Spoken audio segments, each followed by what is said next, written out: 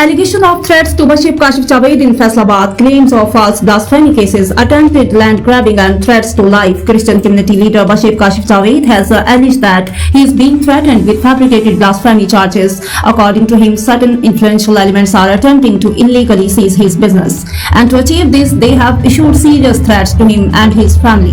Kashif claims that unidentified individuals have not only tried to prepare false accusation aimed and provoking religious sentiments against him, but have also threatened to kill him and make his family members disappear.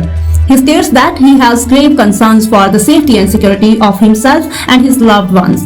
Meanwhile, several representatives of the Christian community have demanded an investigation into these alleged threats.